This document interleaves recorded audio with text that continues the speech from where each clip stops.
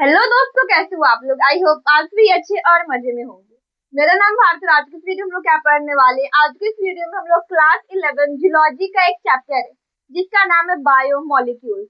तो बायोमोलिक्यूल्स का हम लोग कार्बोहाइड्रेट के बारे में समझने वाले हैं। देखो, पहले समझते हैं कि ये जो बायोमोलिक्यूल्स चैप्टर है इसको कितने पार्ट में क्लासिफाई किया जाए। तो सबसे पहले बायोमोलिक्यूल्स का इंट्रो वाला चैप्टर आता है, इंट्रो वाला टॉपिक आती है जिसमें हम लोग इंट्रोडक्शन में पढ़ते हैं कि एल्डिहाइड क्या होता है, ये क्या होता है, आलतू फालतू चीजों के बारे में पढ़ते हैं। ठीक है, उसके बाद सबसे पहले आता है कार्बोहाइड्रेट, फिर आएगा एमिनो एसिड, न्यूक्लिक एसिड, ऐसे करके अलग अलग टॉपिक वाइज करके बताया गया। और जिसमें आज हम लोग फर्स्ट टॉपिक को स्टार्ट करने वाले हैं जो कि क्या है, कार्बोहाइड्रेट है। अब देखो, अगेन बायोलॉजी में अगर किसी भी टर्म को समझना है तो उसको तोड़ दो और फिर उसका मीनिंग क्या करो, फाइंड कर दो। तो देखो, कार्बोहाइड्रेट, यहाँ पर कार्बो आ रहा है और हाइड्रेट आ रहा है। तो कार्बो मतलब क्या हुआ, यहाँ पर कार्बन से लिया गया। तो कार्बो मतलब क्या हो गया, कार्बन। और हाइड्रेट मतलब क्या हो गया, OH। तो यहां से क्या निकल के आया, अब मीनिंग यहां से निकल के आया हाइड्रेट ऑफ कार्बन। कार्बन का क्या है, हाइड्रेट, और उसको हम लोग क्या कहते हैं, कार्बोहाइड्रेट कहते हैं। तो अब यहां से क्या निकल के आया, हाइड्रेट ऑफ कार्बन, और उसी को हम लोग क्या कहते हैं, कार्बोहाइड्रेट कहते हैं। मैं अभी तक कुछ की नहीं, बस जो वर्ड भी आ गया है कार्बोहाइड्रेट, बचपन से वर्ड सुनते आ रहे। बट अभी हम लोग ऑब्वियसली 11th में आ गए, थोड़ा सा हम लोग आगे बढ़े। तो अब हम लोग कार्बोहाइड्रेट को दो हिस्सों में तोड़ दिए, एक आया कार्बो और दूसरा आया हाइड्रेट। कार्बो मतलब क्या हुआ, कार्बन, और हाइड्रेट मतलब क्या हुआ, हाइड्रेट, OH। ठीक है, अब इस दोनों को जोड़कर फिर क्या समझ में आ रहा है कि हाइड्रेट्स ऑफ कार्बन, कार्बन के हाइड्रेट्स जो होते हैं उसी को हम लोग क्या कहते हैं, कार्बोहाइड्रेट कहते हैं। और कार्बोहाइड्रेट किस फॉर्म में लिखा जाता है, कार्बोहाइड्रेट को लिखा जाता है CnH2ON के फॉर्म में। अब देखो, यहाँ पर ये n जो है ना, n वेरी कर सकता है। n का मतलब कि यहाँ पर मैं 2 भी दे सकती हूँ, 3 भी दे सकती हूँ, 4 भी दे सकती हूँ। ये डिपेंड करेगा कि हम लोग का इक्वेशन को बैलेंस करने के बेसिस।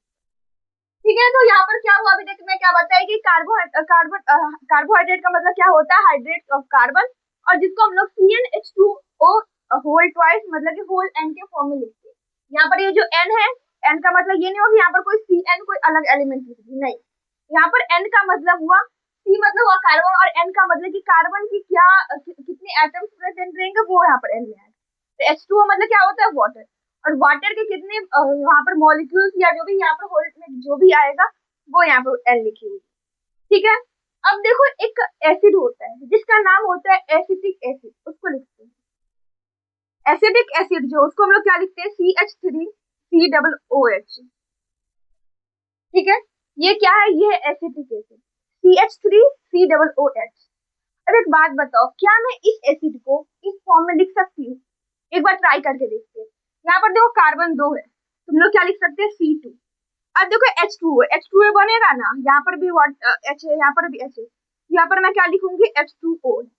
बट यहाँ पर कार्बन 4 है, मतलब कि यहाँ पर 2 लिखेंगे, कार्बन 4 हो जाएगा, ऑक्सीजन 2 हो जाएगा, मतलब ये हो गया CH3COOH, जिसको हम लोग क्या बोलते हैं, एसिटिक एसिड, एसिटिक एसिड। क्या हम लोग इसको इस ये जो CnH2n के फॉर्म में, क्या इस फॉर्म में हम लोग लिख पा रहे हैं? बिल्कुल लिख दे रहे हैं, यहाँ पर हम लोग देख रहे हैं C2H2O होल ट्वाइस है। बट एक बात बताओ, यहाँ पर क्या ये जो एसिटिक एसिड है, क्या ये कार्बोहाइड्रेट है? बिल्कुल, एसिटिक एसिड कहाँ और कार्बोहाइड्रेट कहाँ। ठीक है, इसका मतलब ये हुआ कि एसिटिक एसिड और कार्बोहाइड्रेट दोनों में तो कोई कॉम्बिनेशन ही नहीं, एसिटिक एसिड अलग होगी, कार्बोहाइड्रेट अलग होगी। बट यहाँ पर ये जो फॉर्म लिखी थी CnH2O होल N जो है, क्या इस फॉर्म में हम लोग एसिटिक एसिड को लिख दिए, हाँ लिख दी। इसका मतलब तो ये हुआ कि एसिटिक एसिड भी एक तरीका क्या है, कार्बोहाइड्रेट। बट क्या रियलिटी में ऐसा है, नहीं है।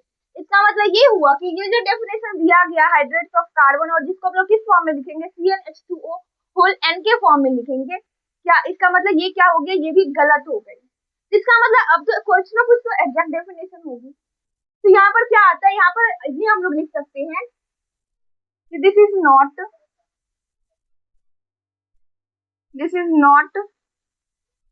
Exact definition, this is not exact definition of carbohydrate. इसका मतलब ये हुआ कि ये कार्बोहाइड्रेट का एग्जैक्ट डेफिनेशन नहीं है। फिर क्वेश्चन अगेन यही आ जाता है कि फिर कार्बोहाइड्रेट का एग्जैक्ट डेफिनेशन क्या होता है। तो अभी आगे हम लोग देखेंगे कि कार्बोहाइड्रेट को कैसे क्लासिफाई किया जाता है, उसका क्या है फिर डेफिनेशन बनती है। तो अगेन हम लोग अभी तक जो पढ़े उसको एक बार फिर से समराइज कर लेते हैं। अभी हम लोग कार्बोहाइड्रेट बायोमोलिक्यूल्स का जो टॉपिक स्टार्ट आता है उसमें स्टार्ट होता है, उसमें फर्स्ट टॉपिक ही होता है कार्बोहाइड्रेट। तो कार्बोहाइड्रेट को देखो कार्बोहाइड्रेट को हम लोग समझ रहे हैं, तो कार्बोहाइड्रेट को वर्ड को ही तोड़ दिए, एक आ गया कार्बो, दूसरा आ गया हाइड्रेट। कार्बो मतलब क्या हुआ यहाँ पर कार्बन हो, और हाइड्रेट मतलब हाइड्रेट, तो हाइड्रेट ऑफ कार्बन, और उसी को हम लोग क्या कहते हैं कार्बोहाइड्रेट कहते हैं। और जिसको हम लोग किस फॉर्म में बोला गया है कि CnH2O होल एन के फॉर्म में लिखा जाएगा, जहाँ पर यहाँ पर C का मतलब हुआ कार्बन और N लिखने का मतलब ये हुआ कि यहाँ पर डिपेंड करेगा N मतलब कि कितने एटम्स प्रेजेंट है। फिर H2O यहाँ पर भी N लिखा है, तो हम लोग ये लिख सकते कह सकते हैं कि क्या होगा कि रिएक्शन को बैलेंस करने के लिए या कितना हाइड्रोजन कितना ऑक्सीजन प्रेजेंट है उसको बैलेंस करने के लिए यहाँ पर NF को हम लोग लिखेंगे, उसके अकॉर्डिंग लिखेंगे। बट यहाँ पर एक एसिड आता है जिसका नाम होता है एसिटिक एसिड, और उसको हम लोग क्या लिखते हैं CH3COOH। फिर एसिड को भी हम लोग जब लिखे तो हम ये देख पाए ये जो एसिटिक एसिड है उसको भी हम लोग CnH2O होल N के फॉर्म में लिख पा रहे हैं। इसका मतलब क्या है, ये जो एसिटिक एसिड है वो एक तरीका का कार्बोहाइड्रेट है, नहीं एसिटिक एसिड का कार्बोहाइड्रेट का दोनों में कोई मतलब की कॉम्बिनेशन ही नहीं। इसका मतलब ये जो डेफिनेशन दिया गया है कि हाइड्रेट्स ऑफ कार्बन जिसको हम लोग CnH2O होल N के फॉर्म में लिखेंगे वो गलत हो गया। फिर अगेन क्वेश्चन ये आता है कि अगर ये गलत डेफिनेशन है तो एग्जैक्ट डेफिनेशन क्या है। तो अभी हम लोग देखने वाले कि एग्जैक्ट डेफिनेशन क्या होता है कार्बोहाइड्रेट का। अब देखो कि कार्बोहाइड्रेट का एग्जैक्ट डेफिनेशन फाइंड करने के लिए क्या किया गया कि कार्बोहाइड्रेट को 2 पार्ट्स में क्लासिफाई कर दिया। पहले एक बार ब्रीफ एक्सप्लेनेशन देख लेते हैं, उसके बाद बोर्ड पर लिखेंगे। तो देखो कार्बोहाइड्रेट्स को 2 पार्ट्स में क्लासिफाई कर दिया गया, एक हो जाता है पॉलीहाइड्रोक्सी एल्डिहाइड और दूसरा हो जाता है पॉलीहाइड्रोक्सी कीटोन हो जाता है। ठीक है, अब देखो यहाँ पर एक में आ रहा है एल्डिहाइड और एक में आ रहा है कीटोन। एल्डिहाइड और कीटोन में क्या डिफरेंस होता है उसको भी समझना। ठीक है, तो कार्बोहाइड्रेट्स को कितने पार्ट्स में क्लासिफाई कर दिया गया, 2 पार्ट्स में। एक हो जाता है पॉली हाइड्रोक्सी एल्डिहाइड, क्या हो जाता है पॉलीहाइड्रोक्सी एल्डिहाइड, और एक हो जाता है पॉलीहाइड्रोक्सी कीटोन। हाइड्रोक्सी एल्डिहाइड और कीटोन। ठीक है, अब इस वर्ड को समझते हैं कि पॉलीहाइड्रोक्सी एल्डिहाइड इतना बड़ा और पॉलीहाइड्रोक्सी कीटोन, इस दोनों में इतने बड़े वर्ड का मतलब क्या होता है। अगेन मीनिंग समझना है तो वर्ड को हम लोग तोड़ दें। तो पहले आ जाता है यहाँ पर वर्ड एक पॉली, दूसरा आ जाता है हाइड्रोक्सी और तीसरा वर्ड आ जाता है एल्डिहाइड। पॉली मतलब क्या होता है मोर देन 2, हाइड्रोक्सी मतलब हो जाता है OH, और एल्डिहाइड मतलब क्या होता है C डबल बॉन्ड O और सिंगल बॉन्ड H हो जाता है। अब इसका मतलब क्या है उसको भी आगे समझने वाले। फिर यहाँ पर भी पॉली मतलब क्या हो जाएगा मोर देन 2, हाइड्रोक्सी मतलब क्या हो जाएगा OH, और कीटोन मतलब क्या हो जाएगा C डबल बॉन्ड O हो जाएगा। ठीक है, तो ये हो गया पॉलीहाइड्रोक्सी एल्डिहाइड। एल्डिहाइड मतलब होता है C डबल बॉन्ड O और सिंगल बॉन्ड H होगा, और जब पॉलीहाइड्रोक्सी कीटोन होगा तो वहां पर सिर्फ C डबल बॉन्ड O हो जाता है। ठीक है, अब देखो कि इसको बनाया कैसे जाता है। इसको पहले सबसे पहले कि मिनिमम कार्बन, अब देखो अगर कोई भी एक कार्बोहाइड्रेट बनानी है तो वहां पर मिनिमम 3 कार्बन की रिक्वायरमेंट होगी। मैक्स टू मैक्स कितना जा सकता है 7 जा सकती है, और मिनिमम 3 कार्बन होना चाहिए, और मैक्सिमम मतलब ज्यादा से ज्यादा 7 कार्बन।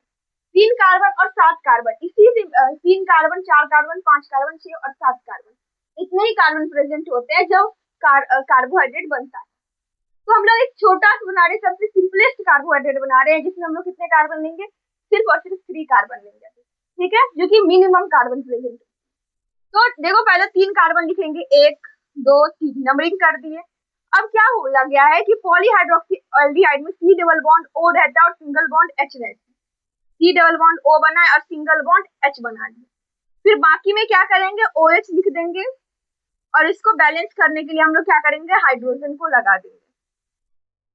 तो अब देखो ये बैलेंस भी हो गया और हमारा एल्डिहाइड ग्रुप भी बन गया। अब एक बात याद रखो कि जो एल्डिहाइड ग्रुप बनता है वो हमेशा टर्मिनल पर बनता है, वो हमेशा एंड पर बनती है, वो हमेशा स्टार्टिंग पॉइंट पर बनता है। ठीक है, तो अब देखो ये क्या हो गया, ये हमारा यहाँ पर नहीं बनेगी। फिर क्वेश्चन ये आता है, देखो यहाँ पर मैं हाइड्रोजन पहले लगाई थी, अब मैं हटा दी। हाइड्रोजन क्यों हटा दी? क्योंकि देखो कार्बन जो होता है वो कार्बन कितने बॉन्ड बना सकता है, वो 4। कार्बन की वैलेंसी कितनी होती है, 4 होती है। अगर आप यहाँ पर देखोगे तो कार्बन एक बॉन्ड हाइड्रोजन के साथ बना रखा है, एक बॉन्ड दूसरे कार्बन के साथ बना रखा है, और 2 बॉन्ड वो ऑक्सीजन के साथ बना रखा है। तो ऑलरेडी वो 4 वैलेंसी पूरी कर चुका है, इसलिए वहां पर वो जो हाइड्रोजन लगी थी, तो सॉरी गलती से लगी। ठीक है, ये क्या बन गया, यही ग्रुप को कहते हैं हम लोग एल्डिहाइड। एल्डिहाइड, एल्डिहाइड मतलब क्या होता है, यहाँ पर HY होगा एल्डिहाइड। ये हमेशा क्या होगा, टर्मिनल पर प्रेजेंट रहता है, टर्मिनल। ये हमेशा क्या होगा, टर्मिनल पर प्रेजेंट होगा, हमेशा किनारे पर, और हमेशा ऊपर इसको रखेंगे।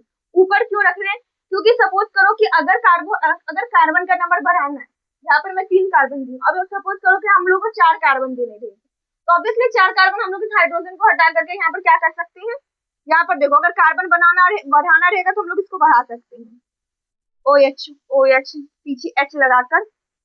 ये क्या हो गया, नीचे हम लोग कार्बन को बढ़ा सकते हैं, इसलिए जो एल्डिहाइड ग्रुप बनता है हमेशा ऊपर में बनाया जाता है। अब नेक्स्ट होता है पॉलीहाइड्रोक्सी कीटोन। कीटोन में क्या लिखा है कि C डबल बॉन्ड O, मतलब कि कार्बन डबल बॉन्ड ऑक्सीजन के साथ बनाएगा। बट एक बात याद रखना कि जब भी कीटोन ग्रुप बनेगा तो वो हमेशा क्या होगा, इंटरमीडिएट होगा, मतलब कार्बन के बीच में होगा, वो हमेशा टर्मिनल पर, वो कभी भी टर्मिनल पर नहीं हो सकता, वो हमेशा बीच में होगा। ठीक है, तो यहाँ पर भी हम लोग कितने कार्बन लेंगे, 3 ही कार्बन को बना रहे हैं, तो 1 2 3 सबसे पहले नंबरिंग करेंगे, उसमें प्रेजेंट रहे।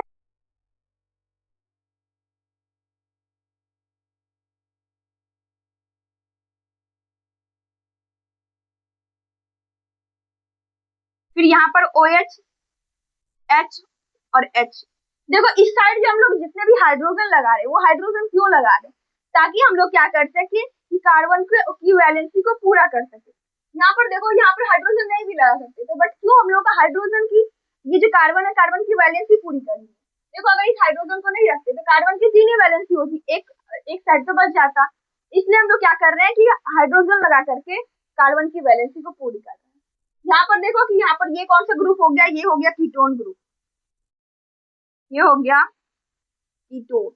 और ये हमेशा क्या रहता है, ये हमेशा इंटरमीडिएट होता है, इंटरमीडिएट। इंटरमीडिएट मतलब ये हमेशा किसी भी 2 कार्बन के बीच में रहेगा। ठीक है, ये कभी भी टर्मिनल पर नहीं हो सकता। अगेन मैं अभी बताती हूँ कि अभी हम लोग क्या पढ़े।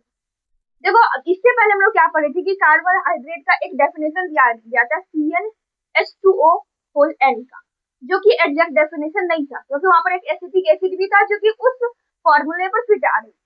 इसका मतलब कि वो कार्बोहाइड्रेट का एग्जैक्ट डेफिनेशन नहीं था, इसका मतलब कुछ ना कुछ तो उसका एग्जैक्ट डेफिनेशन होगा। तो इसके लिए क्या किया गया, कार्बोहाइड्रेट को 2 पार्ट्स में क्लासिफाई कर दिया गया। एक हो जाते हैं पॉलीहाइड्रोक्सी एल्डिहाइड, और एक हो जाता है पॉलीहाइड्रोक्सी कीटोन। पॉली मतलब होता है मोर देन 2, हाइड्रोक्सी मतलब क्या होता है OH, और एल्डिहाइड मतलब क्या होता है C डबल बॉन्ड O और सिंगल बॉन्ड H। और पॉली मतलब अगेन होता है मोर देन 2, हाइड्रोक्सी मतलब होता है OH, और कीटोन मतलब होता है C डबल बॉन्ड O रहता है। ठीक है, फिर हम लोग क्या बनाए, फिर हम लोग किसको बनाए, हम लोग एल्डिहाइड का या पॉलीहाइड्रोक्सी एल्डिहाइड को बनाए। उसमें क्या होता है कि कार्बन कम से कम 3 होना चाहिए, और मैक्स टू मैक्स कितने हो सकते हैं, 7 कार्बन हो सकते हैं। यहाँ पर भी मिनिमम 3 और मैक्सिमम 7 कार्बन हो सकते हैं। कभी भी कार्बोहाइड्रेट बनेगा तो minimum 3 carbon, max to max 7 carbon हो सकते हैं। उसके बाद हम लोग क्या बनाए, यहाँ पर हम लोग कार्बोहाइड्रेट को बनाए। अगेन हम लोग एक बार इसको बनाते हैं, ठीक है, ताकि अच्छे से इसको हम लोग रिवाइज कर सकें। देखो पहले क्या किया गया, पहले 3 कार्बन, मिनिमम 3 कार्बन, 3 से ज्यादा भी रख सकते हो, 7 से कम रखना, 3 से ज्यादा और 7 से कम के बीच में आप लोग कुछ भी रख सकते हो। अब देखो पहले कार्बन हम लोग छोटा सा कार्बन बना रहे हैं, मतलब सिंपलेस्ट बना रहे कार्बोहाइड्रेट, तो हम लोग क्या लिखेंगे, 3 ही कार्बन लेंगे, फिर उसकी नंबरिंग कर देंगे और तीनों के बीच में बॉन्ड बना देंगे। क्योंकि हम लोग एल्डिहाइड ग्रुप बना रहे हैं तो इसलिए C डबल बॉन्ड O होगा, सिंगल बॉन्ड H होगी, और बाकी के साथ OH लगेगा, और हम लोग को वैलेंसी पूरी करनी है, इसलिए हम लोग क्या लगा देंगे, हाइड्रोजन को लगा देंगे। ठीक है, तो ये हो गया पॉलीहाइड्रोक्सी एल्डिहाइड। कीटोन में भी सेम वैसे ही होगा, 3 और 3 से ज्यादा कार्बन भी चाहो तो आप लोग इसमें बढ़ा सकते हैं। यहाँ पर अगेन हम लोग हाइड्रोजन को हटा देंगे और नीचे कार्बन को बढ़ा सकते हैं। बट ये जो एल्डिहाइड ग्रुप होता है, सॉरी कीटोन जो ग्रुप होता है, वो हमेशा इंटरमीडिएट है, मतलब हमेशा वो बीच में ही बनता है, वो कभी भी टर्मिनल पर नहीं बन सकता। ये जो एल्डिहाइड ग्रुप है, ये क्या हो गया, इसी को हम लोग कहते हैं एल्डिहाइड ग्रुप। ये हमेशा क्या होता है, टर्मिनल, हमेशा क्या होता है, ये टर्मिनल पर प्रेजेंट रहता है। बट पॉलीहाइड्रोक्सी कीटोन, कीटोन हमेशा इंटरमीडिएट रहता है, मतलब किसी दो कार्बन के बीच में हमेशा है। देखो क्योंकि ये एल्डिहाइड ग्रुप बना रहा है, तो इसलिए हम लोग क्या कहेंगे, इसको एल्डोल शुगर कहेंगे। इसी को हम लोग क्या कहते हैं, also called aldol sugar. Aldol sugar aldehyde group बना रहा है, इसलिए हम लोग इसको एल्डोल शुगर कहते हैं। ठीक है, और देखो ये कीटोन ग्रुप बना रहा है, तो इसलिए हम क्या कहते हैं, कीटोन शुगर कहते हैं, ऑल्सो कॉल्ड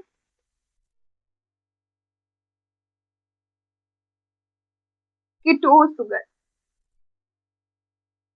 हम लोग इसको क्या, कौन सा शुगर कहते हैं, इसको कीटोन शुगर कहते हैं और इसको एल्डोल शुगर कहते हैं।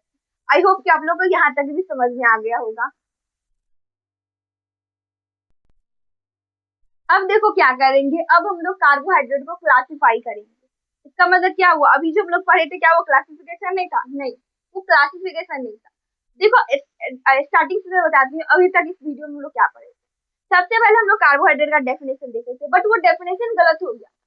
फिर हम लोग उसका एग्जैक्ट डेफिनेशन फाइंड किया, और एग्जैक्ट डेफिनेशन को फाइंड करने के लिए कार्बोहाइड्रेट को क्लासिफाई किया 2 पार्ट्स में, पॉलीहाइड्रोक्सी एल्डिहाइड और पॉलीहाइड्रोक्सी कीटोन, ताकि हम लोग कार्बोहाइड्रेट का एग्जैक्ट डेफिनेशन फाइंड कर सकें। और अब हम लोग कार्बोहाइड्रेट का क्लासिफिकेशन देखने वाले हैं। ठीक है, तो कार्बोहाइड्रेट को कितने पार्ट में क्लासिफाई किया गया, तो 3 पार्ट्स में कार्बोहाइड्रेट को क्लासिफाई कर दिया।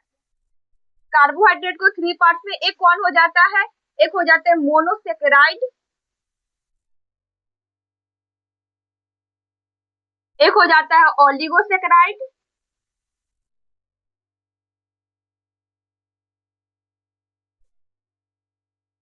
और एक हो जाता है पॉलीसेकेराइड।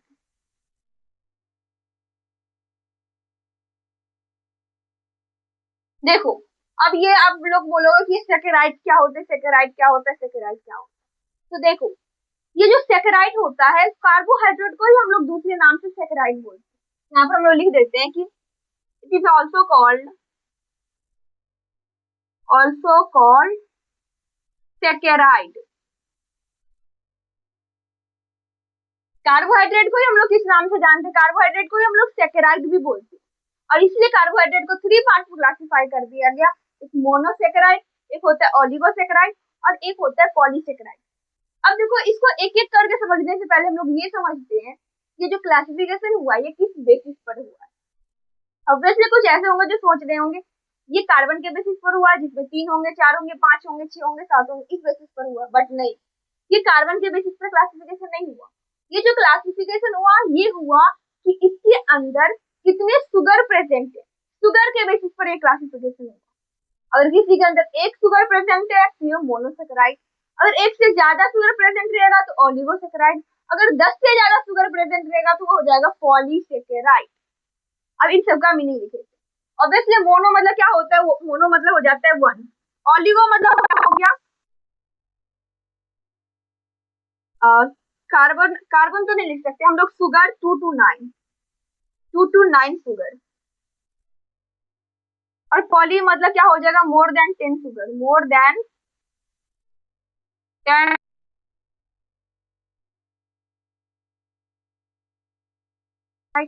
अगर एक से ज्यादा मतलब कि 2 और 9, मतलब 2 3 4 5 6 7 8 9, अगर इसमें शुगर प्रेजेंट रहेंगे तो वो ओलिगोसेकेराइड हो जाएगा, और अगर 10 से ज्यादा शुगर प्रेजेंट रहेंगे तो वो क्या हो जाएगा, पॉलीसेकेराइड हो जाएगा।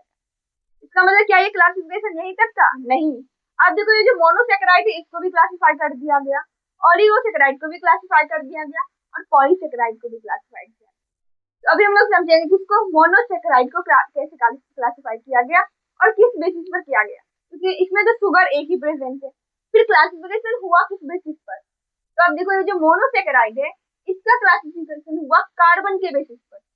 इसमें 3 कार्बन प्रेजेंट है, किसी में 4, किसी में 5, किसी में 6, किसी में 7 और किसी में 7 ही कार्बन प्रेजेंट है। ठीक है, तो देखो इसका मतलब कार्बन से क्या फर्क पड़ता है कार्बोहाइड्रेट पर? हाँ फर्क पड़ता है। कैसे? अब जैसे देखो कि अगर हम लोगों को कोई भी सामान बनाना है, जैसे देखो कि हम लोग कोई लड्डू बनाते हैं, अगर देखो छोटा छोटा सामान लेकर के, जैसे देखो कि लड्डू चीनी का बनाते हैं, ठीक है, अगर कम चीनी लेंगे तो छोटा सा लड्डू बनेगा, ज्यादा चीनी लेकर बनाएंगे तो बड़ा लड्डू, और ज्यादा लेकर बनाएंगे और बड़ा लेकर बनाएंगे तो और ज्यादा। मतलब जितना ज्यादा मटेरियल रखेंगे उतना बड़ा हम लोग को क्या बनेगा, हम लोग का फाइनल प्रोडक्ट बनके तैयार हो जाएगा। जैसे कि अभी मैं जस्ट एग्जांपल दी किसका, तो हम लोग दी लड्डू का। छोटा कम चीनी लेंगे या किसी भी चीज से बेसन से लड्डू बनता है, तो अगर बेसन थोड़ा सा ही लेंगे तो छोटा लड्डू बनेगा, अगर ज्यादा बेसन लेंगे तो ज्यादा बड़ा बनेगा, और ज्यादा बेसन लेंगे तो और ज्यादा लड्डू बनाएगा, और भी ज्यादा बेसन लेंगे तो और ज्यादा लड्डू बनेगा। ठीक वैसे ही अगर 3 ही कार्बन लेंगे तो छोटा शुगर बनेगा, 4 कार्बन लेंगे तो उससे बड़ा शुगर बनेगा, 5 कार्बन लेंगे तो और बड़ा शुगर बनेगा, 6 कार्बन लेंगे तो और बड़ा, और 7 कार्बन लेंगे तो और बड़ा शुगर बनेगा। ये मोनोसेक्राइड का क्लासिफिकेशन हुआ, बट किस बेसिस पर? शुगर के बेसिस पर हो नहीं सकता, क्योंकि एक ही शुगर यहाँ पर प्रेजेंट है। क्लासिफिकेशन हुआ इस बेसिस पर कि इस एक शुगर के अंदर कितने कार्बन प्रेजेंट है, कितने पार्ट्स में क्लासिफाई कर दिया गया इसको। ऑब्वियसली इसको कितने पार्ट्स में क्लासिफाई कर दिया, एक जो हो जाएगा C3, एक हो जाएगा C4, एक हो जाएगा C5, एक हो जाएगा C6, एक हो जाएगा C7। मतलब जिसमें 3 कार्बन प्रेजेंट है, किसी में 4, किसी में 5, किसी में 6 और किसी में 7। तो जिसमें 3 कार्बन प्रेजेंट रहेगा उसको क्या बोलेंगे, उसको ट्रायो शुगर कहेंगे। उसको क्या कहेंगे? Trio sugar. जिसमें 4 कार्बन प्रेजेंट रहेगा उसको टेट्रोज शुगर। 5 कार्बन प्रेजेंट रहेगा तो पेंटोज शुगर। 6 कार्बन प्रेजेंट रहेगा तो हेक्सोज शुगर, और 7 कार्बन प्रेजेंट रहेगा तो हेप्टोज शुगर प्रेजेंट रहेगा। अगेन बता रही हूँ, ये मोनोसेक्राइड का क्लासिफिकेशन हुआ किस बेसिस पर कि कितने कार्बन प्रेजेंट है। जिसमें 3 कार्बन प्रेजेंट होगा वो छोटा शुगर होगा, 4 कार्बन और बड़ा, 5 कार्बन और बड़ा, 6 कार्बन और बड़ा, और 7 कार्बन। तो सबसे बड़ा शुगर जो बनेगा उसमें कितने कार्बन प्रेजेंट होंगे? सिर्फ और सिर्फ 7 कार्बन। 7 से ज्यादा कार्बन नहीं हो सकता और 3 से कम कार्बन नहीं हो सकता। अब देखो, जैसे देखो ट्रायोज शुगर में इतना बड़ा शुगर बना था, तो टेट्रोज में इससे बड़ा बनेगा, पेंटोज में इससे भी बड़ा बनेगा, हेक्सोज में इससे भी बड़ा, और हेप्टोज में इससे भी बड़ा बनेगा। ये किस बेसिस पर, ये किस पर डिपेंड करता है? तो कितने कार्बन प्रेजेंट है उस पर डिपेंड करता है कि शुगर कितना बड़ा बढ़ेगा। ठीक है, तो यही हो गया मोनोसेक्राइड। आई होप आप लोगों को समझ में आ गया। वैसे हम लोग एक बार और फिर से इसको रिवाइज करेंगे। अब सेकेंड समझ लेते हैं ओलिगोसेक्राइड। ओलिगोसेक्राइड को किस बेसिस पर क्लासिफाई कर दिया गया? तो यहाँ पर लिखा हुआ है, जिसमें 2 शुगर प्रेजेंट रहेगा उसको अलग नाम से जानेंगे, 3 शुगर, 4 शुगर, 5 शुगर, 6 शुगर, 7, 8 और 9 शुगर। तो इसको किस बेसिस पर क्लासिफाई कर दिया गया कि इसके अंदर शुगर कितना प्रेजेंट है। अगर 2 शुगर प्रेजेंट रहेगा तो क्या कहेंगे, 3 शुगर प्रेजेंट रहेगा तो क्या कहेंगे, 4 शुगर प्रेजेंट रहेगा तो क्या कहेंगे, 5 तो क्या कहेंगे, 6 तो क्या कहेंगे, 7, फिर वैसे ही 8 भी, और लास्ट 9 शुगर अगर प्रेजेंट रहेंगे तो क्या कहेंगे। तो देखो जिसमें 2 शुगर रहेगा उसको डाइसेकेराइड कहेंगे। 2 शुगर प्रेजेंट रहेगा तो क्या कहेंगे, डाइसेकेराइड। 3 शुगर तो ट्राइसेकेराइड, 4 शुगर तो क्या होगा, टेट्रा सेकेराइड।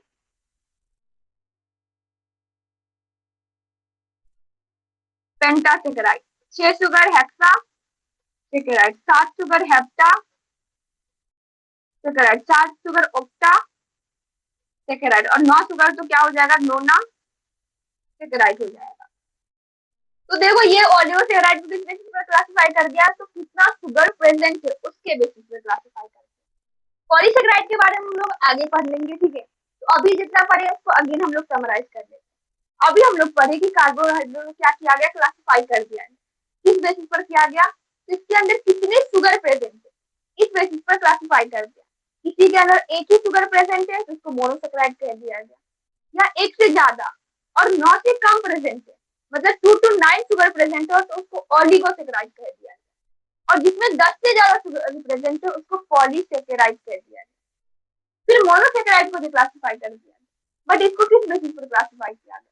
तो मोनोसेकेराइड को क्लासिफाई कर दिया गया कि वो जो एक शुगर है उस एक शुगर के अंदर कार्बन कितना प्रेजेंट है। कुछ देर पहले मैं बताया कि कार्बन 3 से 7 तक प्रेजेंट हो सकता है।